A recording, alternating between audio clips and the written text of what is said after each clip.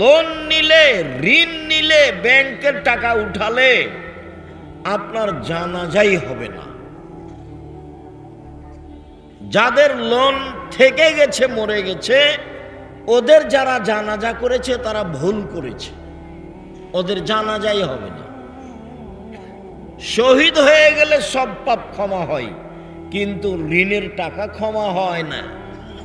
আল্লাহর নবী সালাম ফিরার পূর্বে, প্রত্যেক সলাতে সালাম ফিরার পূর্বে একটা দোয়া পড়তেন, যার নাম দোয়ায়ে মাসুরা। তার শেষ অংশ, তার শেষ অংশের শেষে আছে আল্লাহুম্মা ইন্নী আউযু বিকা মিনাল মা'সিয়াতি ওয়াল মাগরাম। আল্লাহ, তোমার কাছে বাঁচতে চাই বড় পাপ হতে, তোমার কাছে বাঁচতে চাই ঋণ কর্জ হতে, তোমার কাছে বাঁচতে চাই বড় পাপ হতে, তোমার কাছে বাঁচতে চাই ঋণ কর্জ হতে। আল্লাহর নবী দিন রাত একথা বলতেন। সেখানে আপনি ব্যাংক থেকে কোটি কোটি টাকা উঠিয়ে ব্যবসা করতে গেলেন কেন? কে এই বুদ্ধি দিল? ভুল হিসাব। বলছিলাম, ব্যবসায়ী একটা পথ, আপনি অসহায় মানুষকে সহযোগিতা করতে পারেন। আর আপনি ব্যবসা করবেন এই জন্য যে আমি অসহায় মানুষের পাশে দাঁড়ানোর জন্য ব্যবসা করছি, সরকারকে উঠাবো আর বসাবো সেই জন্য নয়। আমি ব্যবসা করছি জান্নাত কিনে নেওয়ার জন্য। আমি জান্নাত আসলে পেতে চাচ্ছি না, আমি জান্নাত কিনতে চাচ্ছি, এই জন্য ব্যবসা করব। ব্যবসা করলে আমার জান্নাত কেনার পথ সহজ, বাকি উপার্জনের পথ দিয়ে জান্নাত কেনা সহজ নয়। এই জন্য আল্লাহ রাসূল বললেন যে সত্যবাদী ব্যবসায়ীরা কার সাথে থাকবে? নবীদের সাথে থাকবে। তখন আবার বহু বচন, নবীগণের সাথে থাকবেন, শহীদদের সাথে থাকবেন, সিদ্দিক সত্যবাদীদের সাথে থাকবেন। তিনটা শব্দ একসাথে বলেছেন। এক, সত্যবাদী ব্যবসায়ীরা নবীগণের সাথে থাকবেন। দুই, শহীদদের সাথে থাকবেন। তিন, সত্যবাদীদের সাথে থাকবেন, যারা সিদ্দিক তাদের সাথে থাকবেন। ব্যবসা করলেই আপনি অসহায় মানুষের সহযোগিতা করতে পারবেন।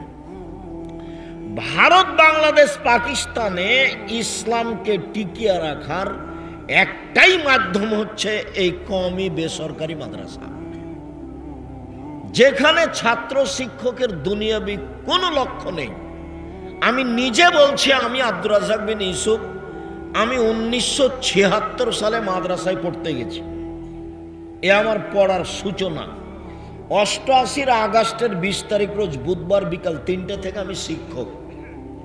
88 আগস্টের 20 তারিখ রোজ বুধবার বিকাল 3টে থেকে আমি শিক্ষক। ওই থেকে ওই পর্যন্ত কওমি মাদ্রাসায় পড়েছি। তখন আমারও লক্ষ্য ছিল না, আমার বাপ মায়েরও লক্ষ্য ছিল না যে বেশি পয়সা ইনকাম করতে হবে, বড় একটা ডাক্তার বা বড় একটা ইঞ্জিনিয়ার হতে হবে।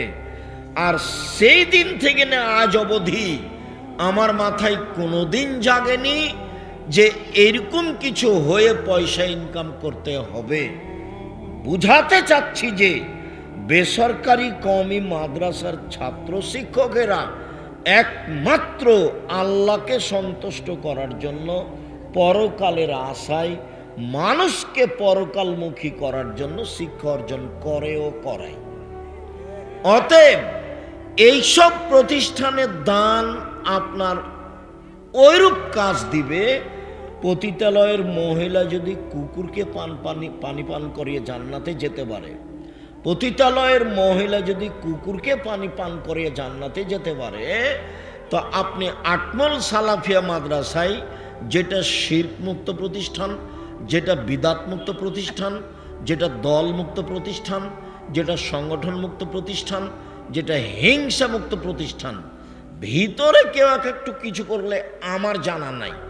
তো যেহেতু এখন জামিয়া সালাফিয়ার সাথে সম্পৃক্ত, জামিয়া সালাফিয়া বাংলাদেশের সর্ববৃহৎ প্রতিষ্ঠান, সবচেয়ে বড় প্রতিষ্ঠান, আয়তনে, শিক্ষক সংখ্যায়, ছাত্র সংখ্যায়, শিক্ষক গুণে, ছাত্র গুণে যেই প্রতিষ্ঠানে শিরক নেই, বিদআত নেই, দল নেই, সংগঠন নেই, আপনার হিংসা নেই, হিংসা মুক্ত প্রতিষ্ঠান জামিয়া সালাফিয়া, দল মুক্ত প্রতিষ্ঠান জামিয়া সালাফিয়া, সংগঠন মুক্ত প্রতিষ্ঠান জামিয়া সালাফিয়া, শিরক মুক্ত প্রতিষ্ঠান জামিয়া সালাফিয়া, বিদআত মুক্ত প্রতিষ্ঠান জামিয়া সালাফিয়া, তার অন্তর্গত তার অধীনস্থ প্রতিষ্ঠান আটমুল সালাফিয়া মাদ্রাসা।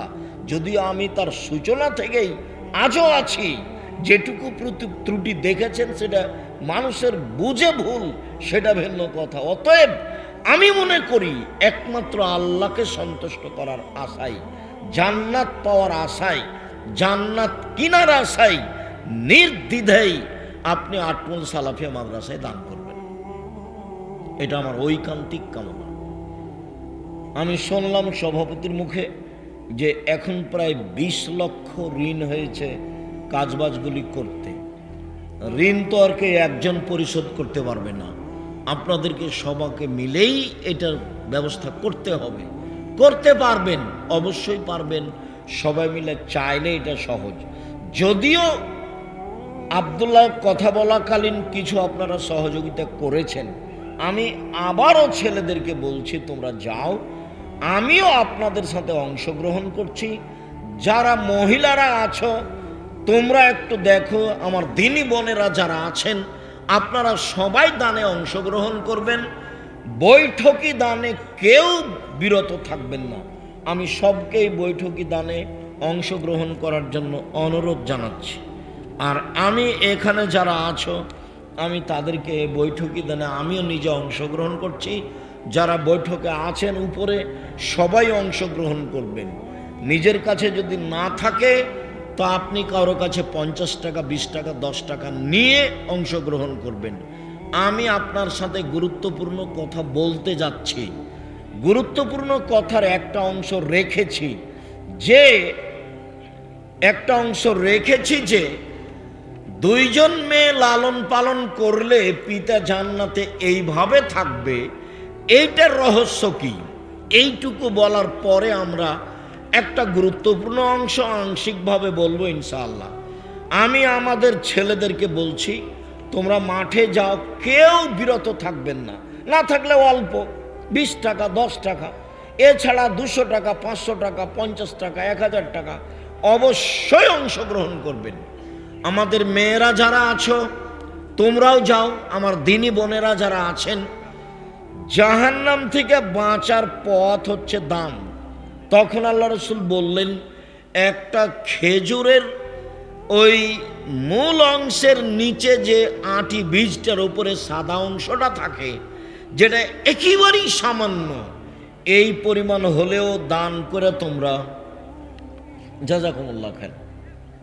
যে এই বৈঠকে সবাই অংশগ্রহণ করবেন, মানে জি, যদি ভুলেও কারো কাছে পকেটে না থাকে এরকম হয় তো আশেপাশে কারো কাছে নিয়ে অংশগ্রহণ করবেন। আর যেটুকু দান করব সেটুকু পূর্ণ হবে, যেটুকু দান করব না সেটুকু ক্ষতি হয়ে যাবে। ও হবেই, আমি বুঝতে পারি আর না পারি, ক্ষতি হবেই। রাসূল সাল্লাল্লাহু আলাইহি সাল্লাম বলেছেন ক্ষতি হবে, অতএব ক্ষতি হবে। এই ছেলে তোমরা বসো, যারা শুধু আদায়ে যাচ্ছে তারা মাঠে থাকবে, চলাচলে আপনারা একটু বসেন, কেউ কাজ দেখাবেন না। সম্মানিত দিনী ভাই বোন, একটু আমার দিকে লক্ষ্য করেন তো। আল্লাহর নবী বললেন যে 2টা মেয়েকে লালন পালন করলে পিতা জান্নাতে এভাবে থাকবেন। তো কথা তো অনেক বড়, মানে নবীর সাথে থাকার ব্যাপারে 2টা মেয়ের লালন পালনের যত সুবিধা, এত সুবিধা ব্যবসাতেও নয়, এত সুবিধা এতিম পালনেও নয়, এত সুবিধা তাহাজ্জুদ পড়লেও নয়। কেন? তাহাজ্জুদ পড়লে একসাথে থাকা যাবে, ব্যবসা করলে একসাথে থাকা যাবে, সত্যবাদী ব্যবসায়ী। আবার এতিম লালন পালন করলে একসাথে থাকা যাবে। তো পাশাপাশি একেবারে জমা লেগে পাশাপাশি এইভাবে থাকার সুযোগ হবে কি? এইভাবে নয়, এইভাবে শুধু মেয়ে লালন পালন করলে। তো কিভাবে মেয়ে লালন পালন করলে এটা হবে, এইটা আমরা 1 মিনিট বলি এখানে, যাতে করে আমাদের কাছে স্পষ্ট হয়ে যায়। 1, আল্লাহ মাহা মেয়েকে বিদ্যা শিখিয়ে দিল। 2, আদ্দাবাহা মেয়েকে শিষ্টাচার শিখিয়ে দিল। 3, আহসানা এলাইহিন্না মেয়ের সাথে ভালো আচরণ করলো। 4, অজাওয়াজাহুন্না তার বিবাহের ব্যবস্থা করে দিল। 4টা গুণ। 1, বিদ্যা শিখিয়ে দিল। 2, শিষ্টাচার শিখিয়ে দিল।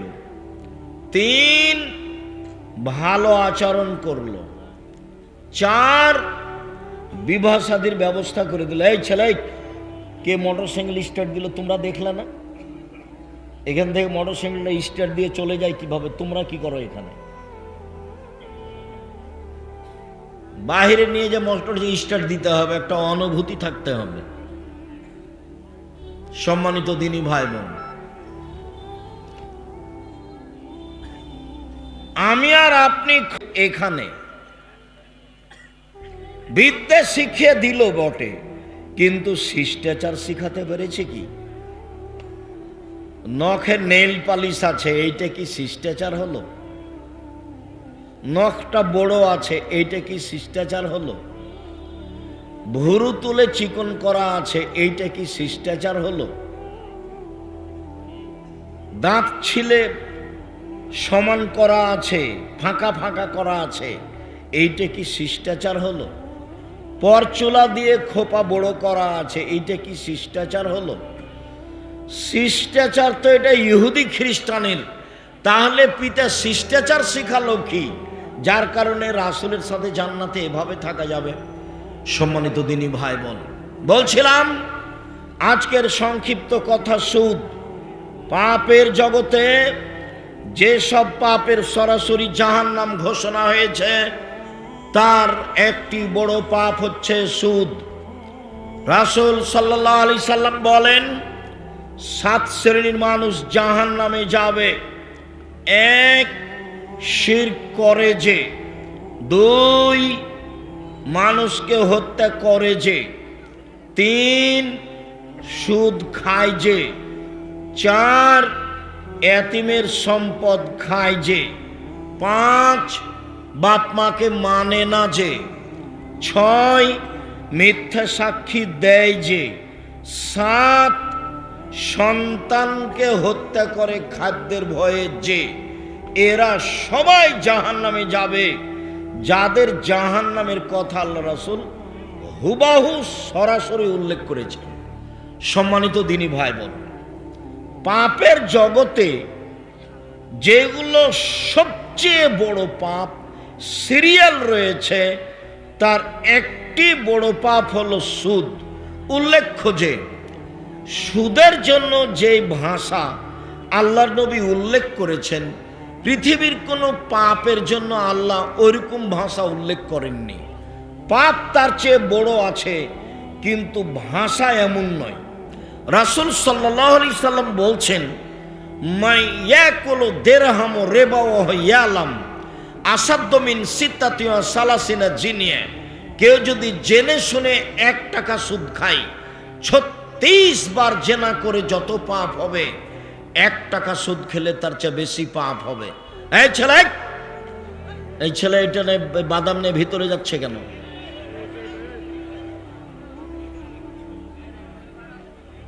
এই অভ্যাস তো খারাপ। কিছুক্ষণ অপেক্ষা করেন। আমি তো গত রাত্রেও প্রোগ্রামে ছিলাম, আজকেও এসেছি, বাসায় যাব। সকালে তো ক্লাস আছে, আবার পরের রাত্রে প্রোগ্রাম আছে। আমি তো এখনো ক্লান্ত হইনি, আমি তো আছি। আপনি প্রয়োজন দেখাচ্ছেন কেন? অল্প কিছুক্ষণ থামেন, আমি আপনার কিছু না কিছু উপকার করবই করব ইনশাআল্লাহ। এই ছেলেরা, তোমরা একটু চতুর্দিকে থাকো। যারা দাঁড়িয়ে আছে তাদেরকে বসার জন্য অনুরোধ করো। যারা দোকানপাটে আছেন তাদের ভুল হয়েছে, আপনারা চলে আসেন, কিছুক্ষণ সামনে অপেক্ষা করুন। সম্মানিত দিনী ভাই বোন, কেউ যদি জেনে শুনে 1 টাকা সুদ খায় তাহলে 36 বার জেনা করে যত পাপ হবে 1 টাকা সুদ খেলে তার চেয়ে বেশি পাপ হবে। মনে রাখবেন, জেনা এমন একটা পাপ, রাসূল সাল্লাল্লাহু আলাইহি সাল্লাম বলেন অবিবাহিত ছেলে মেয়ে যদি জেনা করে তাহলে তাকে 100 লাঠি পিটিয়ে এলাকা থেকে 1 বছরের জন্য তাড়িয়ে দিতে হবে। তিনি বলেন বিবাহিত পুরুষ নারী যদি জেনা করে তাহলে তাকে ইট ঢেল পাথর দিয়ে মেরে মেরে মেরে ফেলতে হবে। জেনাই এমন একটা পাপ, বিবাহের পরে যদি এটা ঘটে তাহলে তার বেঁচে থাকার পথ দুনিয়াতে নেই। 3 শ্রেণীর মানুষকে হত্যা করতে হয়, 2 শ্রেণীর মানুষের বাঁচার পথ আছে। 3 শ্রেণীর মানুষকে হত্যা করতে হয়, 2 শ্রেণীর মানুষের বাঁচার পথ আছে, 1 শ্রেণীর মানুষের বাঁচার পথ নেই। এক, কেউ যদি বলে আমি কোরআন মানি না তাহলে তাকে সরকারিভাবে হত্যা করতে হবে। তাকে ফাঁসির মঞ্চে নিয়ে যাওয়া হয়েছে, গলায় ফাঁস দেওয়া হয়েছে, তখনও বলছে আমার ভুল হয়েছে, কোরআন মাজিদ আল্লাহর বিধান, আমি আমার কথা ফিরিয়ে নিলাম, তাহলে তার ফাঁসি হবে না। 2, আপনি আমাকে হত্যা করেছেন, আমার বাপ মা আপনাকে হত্যা করে নিবে, তার নাম কেসাস, আপনাকে হত্যা করবেই। তবে আপনার বাঁচার পথ আছে। আপনাকে ফাঁসির মঞ্চে নিয়ে যাওয়া হয়েছে, ফাঁস গলায় দেওয়াও হয়েছে, এই সময়তে আমার বাপ মা চিৎকার করে জানাচ্ছে দায়িত্বশীলদের যে আমরা কেসাস নিব না, মাফ করে দিলাম, আমরা কেসাস নিব না, মাফ করে দিলাম, তাহলে আপনাকে ফাঁসির মঞ্চ থেকে নামিয়ে নেওয়া হবে, আপনার ফাঁসি হবে না। 3 হলো কেউ যদি বিবাহ করার পরে জেনা করে তাহলে পৃথিবীতে তার বেঁচে থাকার কোনো পথ নেই, কোনো পথই নেই। খুব ভালোভাবে জানা আছে, কোনো একদিন এই মঞ্চে আমরা বলছিলাম, জনক একজন মহিলা রাসূলের দরবারে এসে বলল, আল্লাহর নবী আপনি আমাকে পবিত্র করুন। আল্লাহর নবী বললেন তুমি বাড়ি ফিরে যাও, তওবা করো, তোমার পাপ ক্ষমা হয়ে যাবে। মহিলাটি বলল, আতুরাদ্দাদুনি কামা রাদাদ্দা মাইজ ইবনে মালিক, আপনি যেভাবে মাইজ ইবনে মালিকের বিচার না করে ফিরিয়ে দিয়েছিলেন সেইভাবে কি আমাকে ফিরিয়ে দিতে চাচ্ছেন? অন্না হবলা মিনা জেনা, আমার পেটে অবৈধ সন্তান রয়েছে, দয়া করে বিচার করে দেন। আল্লাহর নবী বলেন আচ্ছা ঠিক আছে, ইরজেই হাত্তা তালে দি, বাড়ি চলে যাও, যেদিন সন্তান প্রসব হবে সেদিন এসো, বিচার করে দিব। মহিলা চলে গেল, সন্তান প্রসব হয়েছে, মুসলিম গ্রন্থে এসেছে সেই সবেমাত্র জন্ম সন্তানকে নেকড়ায় জড়িয়ে নিয়ে রাসূলের দরবারে এসে বলছে, আল্লাহর নবী এই যে সন্তান প্রসব হয়েছে বিচার করে দেন। আল্লাহর নবী দৃশ্য দেখে অবাক হয়ে বললেন, ইরজেই, বাড়ি ফিরে যাও, ফারদেই হে, বাচ্চাকে দুধ খাওয়াও, হাত্তা তাফতে মিহে, যেদিন বাচ্চা দুধ ছেড়ে দিবে সেদিন আসছে বিচার করে দিব। মহিলা বাচ্চা নিয়ে বাড়ি চলে গেল, বাচ্চাকে দুধ খাওয়ালো। 2 বছর পরে বাচ্চা নিয়ে বিচারালয়ে উপস্থিত, তখন বাচ্চার হাতে 1 টুকরা রুটি রয়েছে, এই রুটি প্রমাণ করে বাচ্চা খাদ্য খেতে পারে। আল্লাহর নবী বাচ্চাটাকে একজন মানুষের হাতে সমর্পণ করলেন, যাও তুমি এই বাচ্চাটা লালন পালন করো। তিনি বললেন, সঙ্গী সাথী এই যাবো বেহা, তোমরা একে মাঠে নিয়ে যাও, ওয়াহফিরুল্লাহ সাদরেহা, তার জন্য বুক পর্যন্ত একটা গর্ত খোঁড়ো, সুম্মার জেমুহা, গর্ত খুঁড়ে বুক পর্যন্ত মাটিতে পুঁতে দিয়ে চতুর্দিক থেকে ইট ঢেল পাথর মেরে তাকে দুনিয়া থেকে বিদায় করো। সাহাবীগণ বলেন আমরা তাকে মাঠে নিয়ে গেলাম, গর্ত খুঁড়ে বুক পর্যন্ত মাটিতে পুঁতে দিলাম, চতুর্দিক থেকে ইট ঢেল পাথর মারতে লাগলাম। খালিদ বিন ওয়ালিদ বলেন আমি একটা পাথর তার মুখের উপরে মারলাম, পাথর মুখে লেগে মুখ ফেটে রক্ত ছিটে খালিদের গায়ে লাগলো। ফাসবাহা, খালিদ গালি দিয়ে বসলেন। খালিদ আল্লাহর নবী বললেন মাহলে খালিদ, খালিদ থামো, তুমি একে গালি দিও না। এ মহিলা আল্লাহর দরবারে এত তওবা করেছে, এই অপরাধের জন্য আল্লাহর কাছে এত ক্ষমা ভিক্ষা চেয়েছে। বড় থেকে বড় পাপী যদি এরকম ক্ষমা চাই তাহলে তার পাপ ক্ষমা হয়ে যাবে। খালিদ, খালিদ শোনো, মদিনার যত মানুষ রয়েছে সবাকেই যদি এই মহিলার তওবা ভাগ করে দেওয়া হয় সবার পাপ ক্ষমা হয়ে যাবে। এই মহিলা আল্লাহর দরবারে এরকম তওবা করেছে, ওকে গালি দিও না খালিদ। ইট ঢেল পাথর দিয়ে তাকে হত্যা করা হলো। আল্লাহর নবী তার জানাজা করলেন, কাফন দাফন করলেন। তিনি ঘোষণা দিলেন তার তওবা কবুল হয়েছে, তার পাপ ক্ষমা হয়ে গেছে। তিনি জানাজা করলেন মানে তার পাপ ক্ষমা হয়ে গেছে। তিনি কাফন দাফন করলেন মানে তার পাপ ক্ষমা হয়ে গেছে। পৃথিবীর সবচেয়ে বড় মানুষ এই কথাটা বলতে পারলেন না, ঠিক আছে যাও, তোমার পাপ ক্ষমা হয়ে গেছে, তোমার বিচার হবে না। এই কথা তিনি বলতে পারলেন না। মুহাম্মদ সাল্লাল্লাহু আলাইহি সাল্লাম শরীয়তের কাছে নিজেই জিম্মি। মানে বলতে চেয়েছে, আপনাকে বিবাহ করার পরে কেউ যদি জেনায় লিপ্ত হয় তাহলে তার পৃথিবীতে বেঁচে থাকার কোনো সুযোগ নেই। শুনুন, সুদের পাপকে আল্লাহ রাসূল বলছেন, কেউ যদি জেনে শুনে 1 টাকা সুদ খায় 36 বার জেনা করে যত পাপ হবে, 1 টাকা সুদ খেলে তার চেয়ে বেশি পাপ হবে। এবার আপনি বুঝেন সুদের পাপ কি জিনিস। পৃথিবীতে পাপ আছে শিরক করা, ভাষা এরকম নয়। পৃথিবীতে পাপ আছে মহাপাপ, বাপ মায়ের অবাধ্য চলা, ভাষা এমন নয়।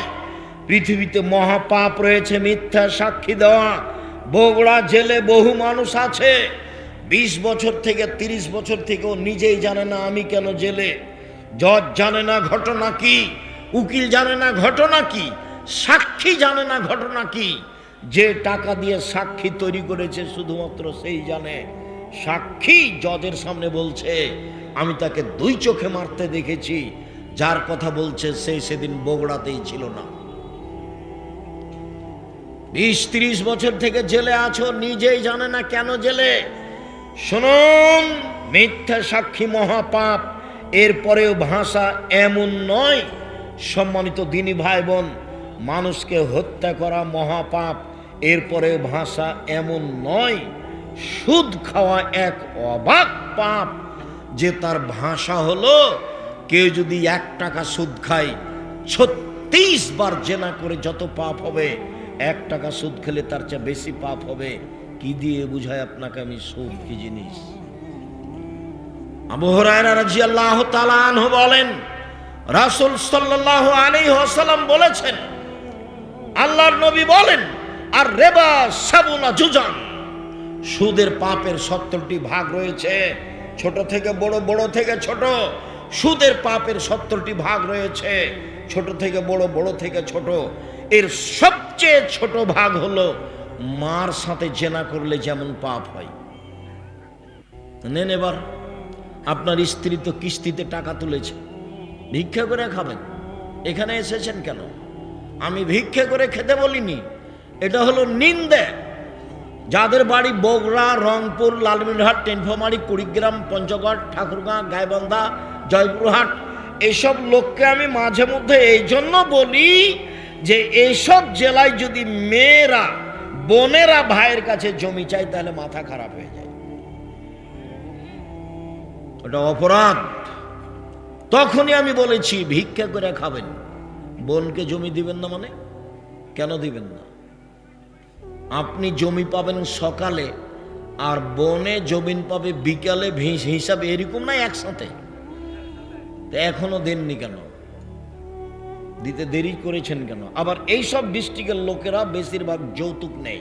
ভিক্ষা করে খাবেন, যৌতুক নেবেন কেন? ভিক্ষা করে খাবেন কেন? মানুষের বাড়িতে কাজ করে খাবেন। মানুষের বাড়িতে কাজ করে খাবেন কেন? চকলেটের ব্যবসা করে খাবেন।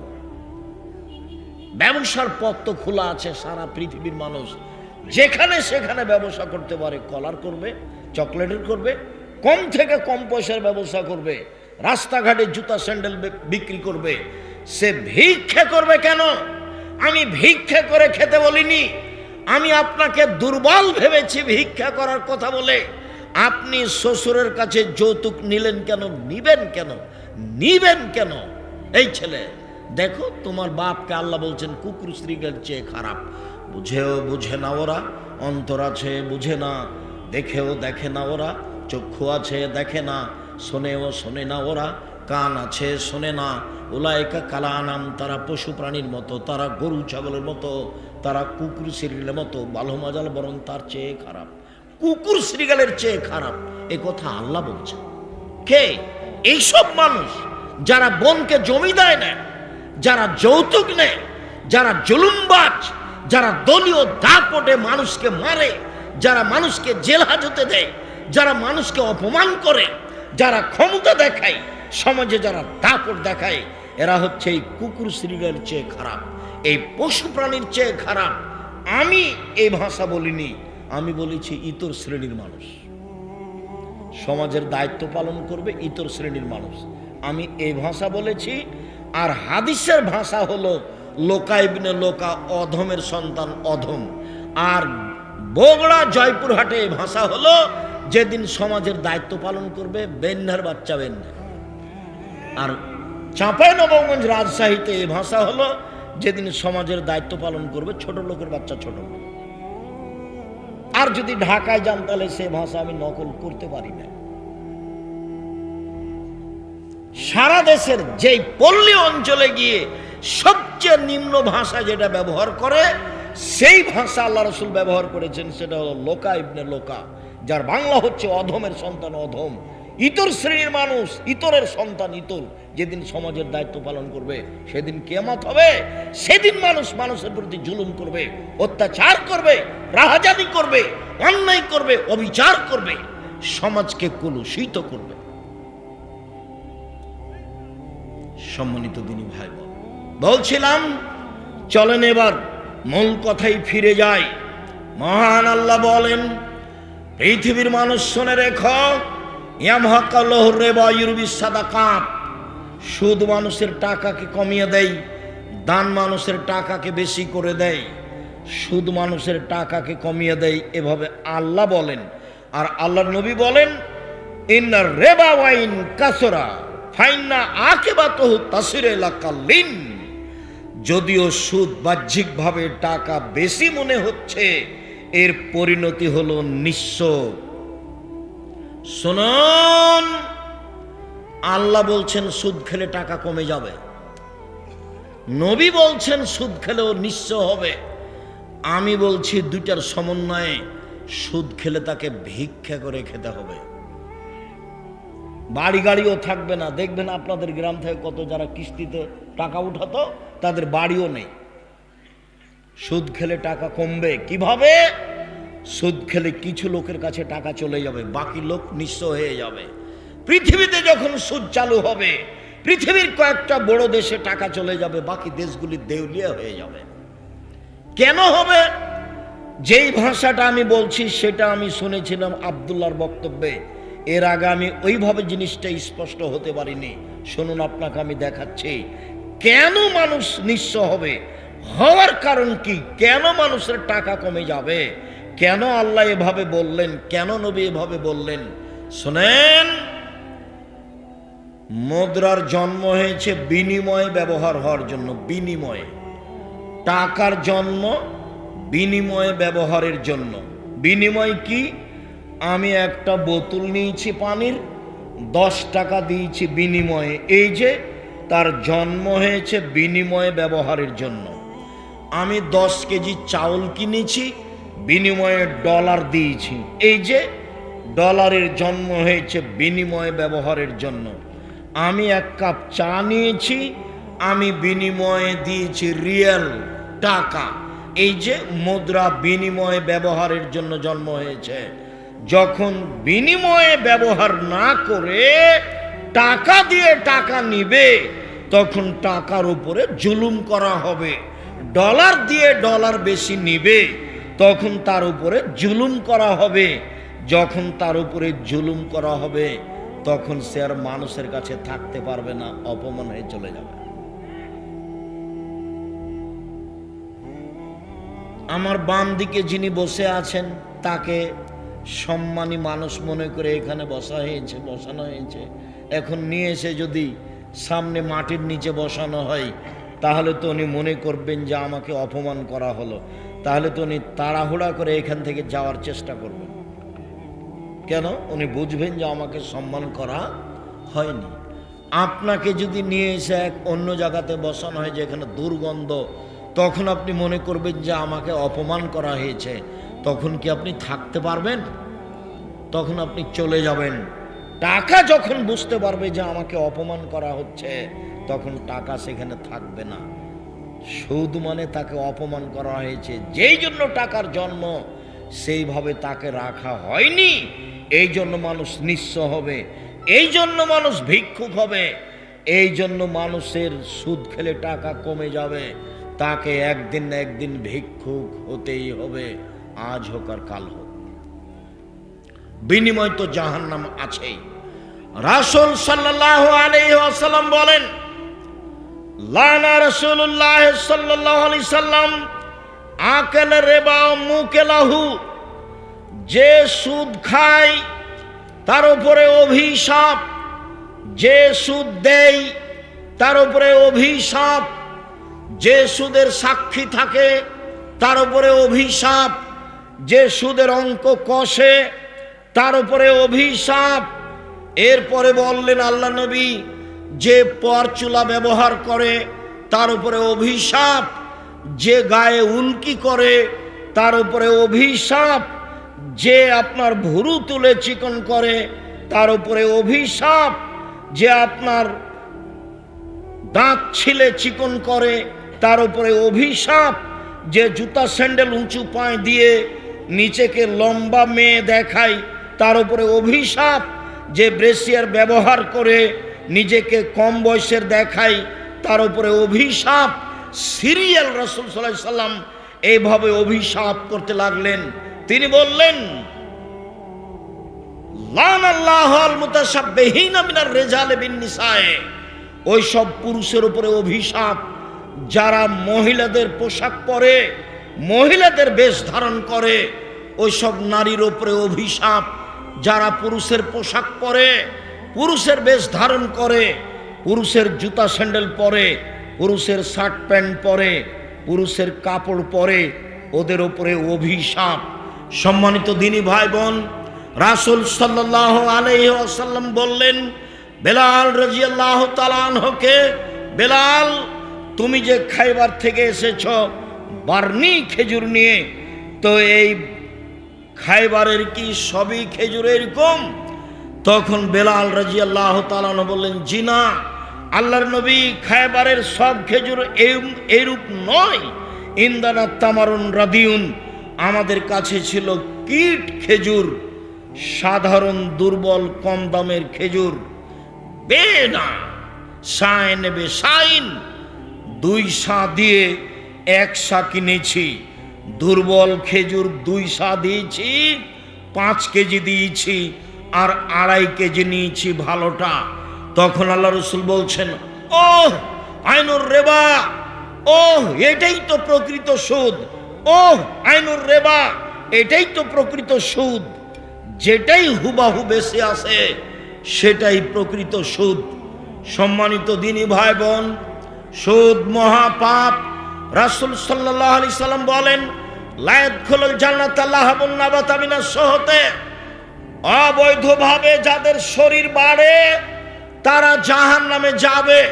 কুল্লু লাহামিন নাবাতা মিনাস সুহতে কানাতিন নার আওলা বিহি, যেই ছেলে মেয়ের শরীর, ব্যক্তির শরীর সুদের টাকায় বাড়ে, ওর জন্য জাহান্নাম যথেষ্ট। আবু সাঈদ খুদরি রাদিয়াল্লাহু তাআলা আনহু বলেন, রাসূল সাল্লাল্লাহু আলাইহি সাল্লাম বলেছেন, লা ইয়াদখুলুল জান্নাতা জাসাদুন গুযিয়া বিল হারাম, ওই শরীর জান্নাতে যাবে না যেই শরীর হারাম উপায়ে বাড়ে। আর হারামের যত পথ রয়েছে, হারামের যত পথ পন্থা রয়েছে উপার্জনের, সবচেয়ে ন্যাক্কারজনক, নোংরা, ঘৃণিত পথ হচ্ছে সুদ। সুদ দিয়ে টাকার উপরে জুলুম করা হয়।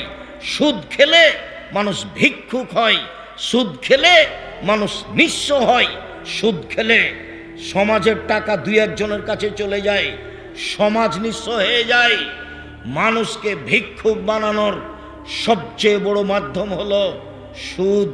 সম্মানিত দিনী ভাই বোন, যার কারণে রাসূল সাল্লাল্লাহু আলাইহি ওয়াসাল্লাম বলেন, পৃথিবীর মানুষ শুনে রেখো, খাওলা রাদিয়াল্লাহু তাআলা আনহা বলেন, ইন্না হাযাল মাল হুলওয়াতুন খাজিরা, এই সম্পদ হচ্ছে মিঠা বস্তু, যে তাকে বৈধভাবে খায় তার জন্য বরকতের বিষয়, যে তাকে বৈধভাবে উপার্জন করে না তার জন্য জাহান্নাম রয়েছে, সুদের ফলাফল জাহান্নাম।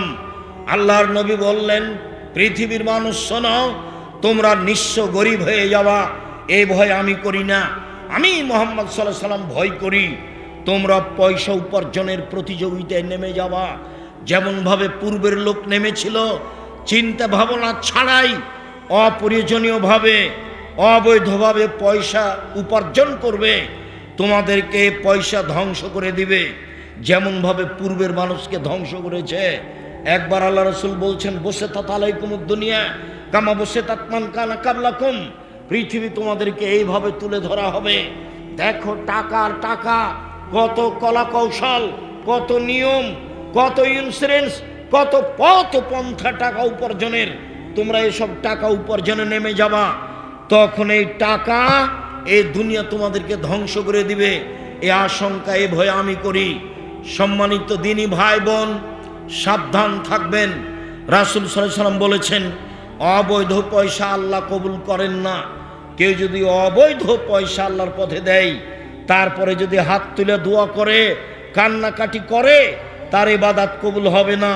এই জন্য যার তার খাদ্য অবৈধ আছে, তার পোশাক অবৈধ আছে, তার পানি অবৈধ আছে, তার জীবিকা নির্বাহ অবৈধ।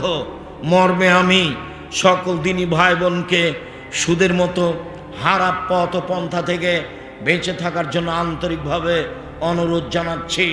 দিন রাত বলে আসছি, 4টা কাজ করবেন। 1, 5 ওয়াক্ত সালাত, 2, হালাল রুজি, 3, কোরআন তেলাওয়াত, 4, আড্ডা পিটা চিরদিনের জন্য হারাম। দোকানে বসে আড্ডা পিটবেন না, মোবাইল নিয়ে আড্ডা পিটবেন না। সকল দিনী ভাই বোনকে আমরা সন্ধ্যা থেকে এখন পর্যন্ত যেসব আলোচনা করে আসলাম, সেইগুলি অনুযায়ী চলার জন্য আন্তরিকভাবে অনুরোধ জানিয়ে, আজকের যে আলোচনা সেটা আপনি পাবেন উপদেশ বইয়ে আছে, আর আমি হাতে কলমে শিখিয়ে দেওয়ার জন্য নামাজ শিক্ষা বইটা লিখেছি। আর আল ইতেসাম পত্রিকা একটা ফ্রি পাওয়া যাবে, একটা কিনলে আমি নিজে কিনেছি ফ্রি দেওয়ার জন্য। আর এই ফতোয়া সিরিজ বইয়ে 1000 ফতোয়া আছে, যেটা মুফতিদের মাধ্যমে আমি নিজে বৈঠকে থেকে সংশোধন করে এই বই বের করা হয়েছে। ফতোয়া সিরিজ, ফিকুল হাদিস ফতোয়া সিরিজ, 1000 প্রশ্নের উত্তর আছে, অতীব গুরুত্বপূর্ণ বই। সকল দিনী ভাই বোনকে আমরা অনুরোধ জানাচ্ছি, অবশ্যই কথা মেনে চলার চেষ্টা করবেন এবং বইগুলি সংগ্রহ করবেন।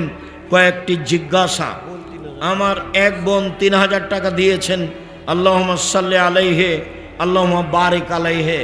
আমার দিনী বোন ভাইয়েরা যারা আছেন, অবশ্যই আপনার এই আটমল সালেফে মাদ্রাসায় নিজের প্রতিষ্ঠান মনে করে দানের হাত প্রশস্ত রাখবেন। সকল দিনী ভাই বোনকে আমি সম্ভবপর দান করার অনুরোধ জানিয়ে উত্তরে চলে গেলাম। বই হয়তোবা আমার হাতের ডান দিকে আছে বা কোথায় আছে দেখেন, সব বইগুলি সম্ভবপর নিয়ে যাবেন। আরও এক ভাই 1000 টাকা দিয়েছেন, আল্লাহুম্মা সাল্লি আলাইহি আল্লাহুম্মা বারিক আলাইহি। আল্লাহ, যে যা দান করছে তুমি তা কবুল করো।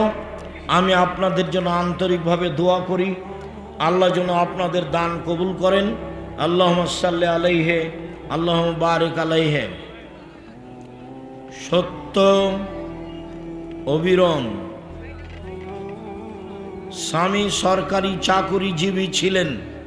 স্বামী মারা যাওয়ার পর সরকার যে টাকা দেয়, সেই টাকা খাওয়া হালাল না হারাম তা নিতে পারেন, তবে যা বাড়ছে তা আপনি ফকির মিসকিনকে দিয়ে দিবেন।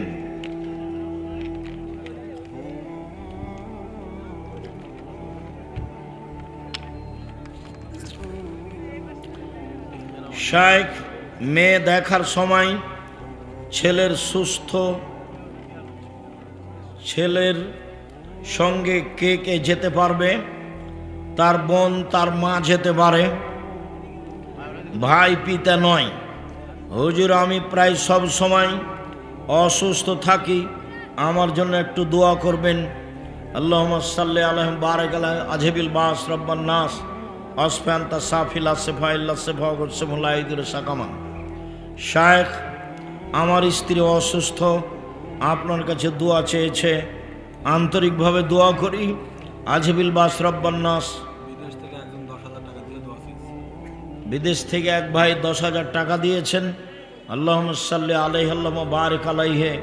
আল্লাহ তুমি তাকে হেফাজতে রাখো, তার অর্থ সম্পদে বরকত নিরাপত্তা দান করো। আপনি যে স্টেজে বসে আছেন সেই স্টেজের জিনিসপত্র 3টি দুর্গা পূজায় ব্যবহার করা হয়েছে।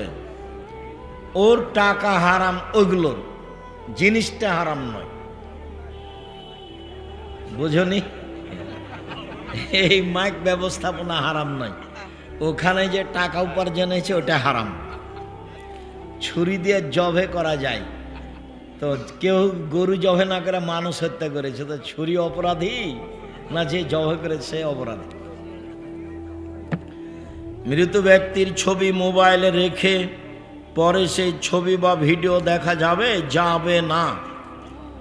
কিছু ওয়াক্তের নামাজ উচ্চ স্বরে এবং কিছু ওয়াক্তের নামাজ চুপে করে পড়ি কেন? নবী বলেছেন এই জন্য।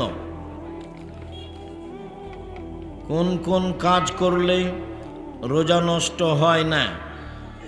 তোমার জিজ্ঞাসা ভালো নয়। ফেতরার পরিমাণ কত? 2.5 কেজি। রমজানে তারাবির নামাজ কত রাকাত? 8 রাকাত।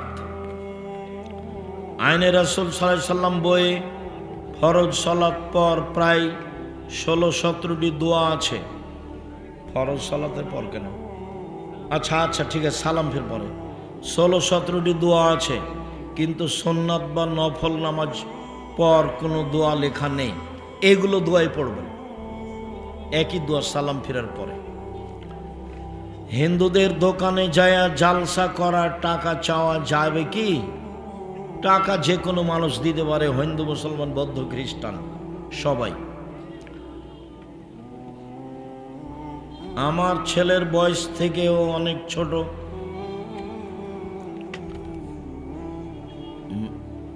রোজাদারের দোয়া কি কবুল হয়? রমজান মাস দোয়া কবুলের মাস হতে পারে। প্রিয় শায়েখ, আমার প্রশ্ন, জোহরের ফরজ নামাজের সময় যদি ইমাম সাহেব 3 রাকাত পড়িয়ে সালাম ফিরায় এবং মুসল্লিগণও সালাম ফিরায়, তাহলে এখন করণীয়? এখন আবার আর 1 রাকাত পড়বে, পড়ে সহজ সিজদা দিবে, সালাম ফিরবে। সুন্নাত পরে যদি ধরা পড়ে তবুও সবাই একসাথে আর 1 রাকাত পড়ে সালাম ফিরবে। আর যদি চলে গিয়ে থাকে তো গেছে, আর লাগবে না। রোজায় চোখে ড্রপ ব্যবহার করলে কি রোজা হবে? হবে। কাজের বিনিময়ে বিড়ি আদান প্রদান কুফল বর্ণনা করুন। বিড়ি হারাম, ওর লেনদেন হারাম, ওর ব্যবসা হারাম, ওর খাওয়া হারাম, খেলে ইবাদত কবুল হবে না। মৃত ব্যক্তির জানাজা নামাজের ইমামতি করার হকদার কে? যে কোনো পরহেজগার মানুষ, আলেম মানুষ। ছেলেকে ওসিয়ত করে যেতে হবে এরকম কথা আল্লাহ রাসূল বলেননি। শায়েখ, আমার জমির পাশে এক ইমানদার এবং হাজি জমি আইল বৃদ্ধি করে, এর শাস্তি কি? এর শাস্তি জাহান্নাম। ওটা হলো জুলুম, যারা আইল কেটে ছোট করে। হুজুর, আমাদের মসজিদের ইমাম বলে টাকা দিয়েও ফিতরা আদায় করা যাবে। তোমাদের হুজুরকে তওবা করতে হবে, ভুল হয়েছে। আসসালামু আলাইকুম হুজুর, আপনি বলেছেন 7 দিনের দিন আকিকা করতে হবে, কিন্তু শায়েখ আকরামুজ্জামান সেটা তো আমি বলতে চাইনি তোমাকে। 7 দিনের দিনই আকিকা করতে হবে।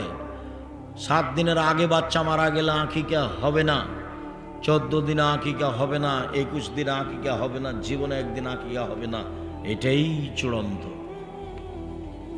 তোমার মাথায় অন্য কথা জাগে কেন? আমল করতে পারো না? হুজুর আমাদের মসজিদের নতুন স্টিলের খাট কিনা হয়েছে, এখন কাঠের পুরাতন খাটটি কি করব? জ্বালিয়ে দাও। কি লেখা আছে? ঈদগাহ মাঠে সম্মিলিত মোনাজাত করা যাবে কি না? ঈদগাহ মাঠের সম্মিলিত মোনাজাত বিদাত। রমজানে গীবত করলে কি রোজা নষ্ট হয়? হয়, নেকি হবে না, ও তো জাহান্নামে গেছে। কাজের চাপে সিয়াম না রাখলে কি গুনাহ হবে? হবে। হুজুর বিবাহের জন্য মেয়ের কি কি দিক দেখতে হবে? পরহেজগার কিনা 5 জনকে জিজ্ঞাসা করো, খুব তাকওয়া সিলকানা পাড়া প্রতিবেশীকে জিজ্ঞাসা করো, পরহেজগার কিনা এটা দেখবা। জাকাত কি রমজানে দিতে হবে? রমজানে দেওয়া ভালো, যে কোনো মাসে দিতে পারেন। কাজা রোজা কিভাবে আদায় করতে হবে? যেদিন পারবেন সেদিন করবেন। রমজানে কোরআন খতম করার ফজিলত কি? ভিন্ন কোনো ফজিলত নেই, অতিরিক্ত নেকি হতে পারে। এই যা রাসূল রমজান মাসে বেশি বেশি কোরআন তেলাওয়াত করতেন। ইতিকাফ কি? ইতিকাফ কত প্রকার? ইতিকাফ শেষের দশক, বাড়িতে না গিয়ে, জানাজায় না গিয়ে, রোগী অসুস্থ ব্যক্তিকে দেখতে না গিয়ে একটানা মসজিদে থাকবে, ইবাদতে থাকবে, তার নাম ইতিকাফ। গ্রামের কাউকে না কাউকে ইতিকাফ করতেই হবে, এই কথা মিথ্যা। অন্য গ্রাম থেকে লোক ধার করে নিয়ে আসতে হবে, এইটাও মিথ্যা। শুক্রবারের দিন কিংবা অন্য দিন মুসল্লিরা প্রথম কাতারে ফাঁক হইয়া 10-12 জন দাঁড়ায়, দ্বিতীয় কাতারে 7-8 জন দাঁড়ায় ও তৃতীয় কাতারে 3-4 জন দাঁড়ায়। হাদিসে আছে কাতারের মধ্যে দিয়ে প্রবেশ করিলে ঘাড় মটকানোর গুনাহ হবে। তোমার জিজ্ঞাসাটা মনে হয় ঠিক হয়নি। কোন মাওলানা সাহেব বলেন যে ইংরেজি বাদ্য বাজানো যাবে। ইংরেজি বাদ্য বাজানো যাবে? গান বাজনা বাদ্যযন্ত্র হারাম। ভূমিকম্প হচ্ছে গান বাজনার কারণে, মেয়েদের নাচের কারণে, আর বিড়ি তামাকের কারণে। এই 3টা কারণ। ভূমিকম্প হবে 3টা পাপের কারণে।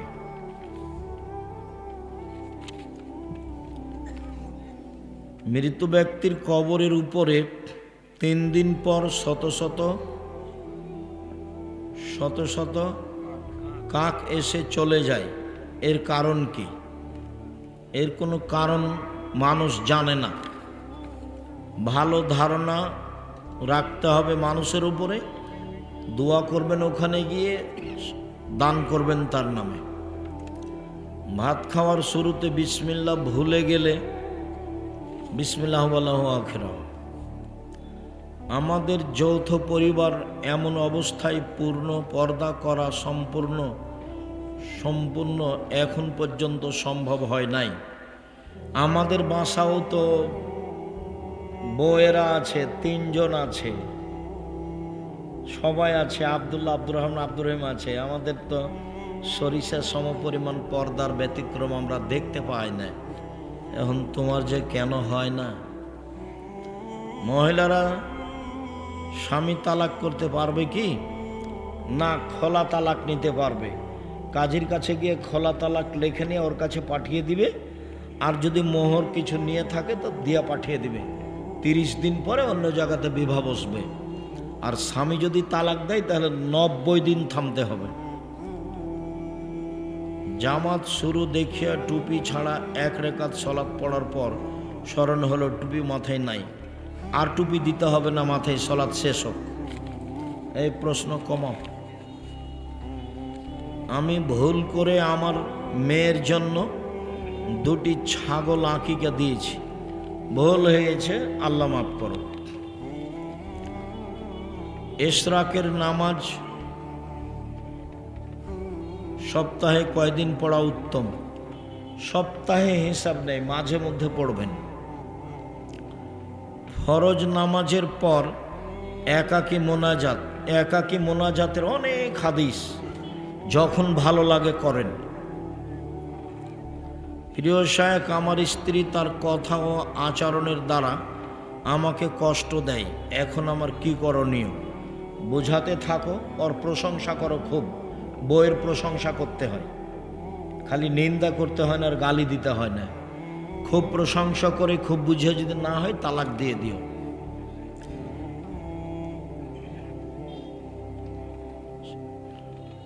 হুজুর আব্দুর রহমান আসেনি কেন? আব্দুর রহমানেরও নাম আছে? ওকে আজকে একটু অসুস্থ ভাব দেখলাম। আচ্ছা আচ্ছা। আসসালামু আলাইকুম প্রিয় শায়েখ, আমি আপনার সাথে দিনের দাওয়াত দিতে চাই। ইসলামের জন্য আপনার সাথে থেকে কাজ করতে চাই। যাও জামিয়া সালাফিয়া, দেখো অনেক ছেলেরা আছে, তোমার এদের সাথে কোনো কাজ হয় কি না। আবদুল্লাহর তো মক্তব চালু আছে, একবারে টেকনাফ থেকে তেঁতুলিয়া পর্যন্ত, এখন পর্যন্ত 650 মক্তব চলে। থাকা ফ্রি, খাওয়া ফ্রি, যাওয়া ফ্রি, আসা ফ্রি, বই ফ্রি। কখন যেতে হবে ওদের সাথে যোগাযোগ রাখো, যে প্রশিক্ষণ নাও, থাকো, খাও।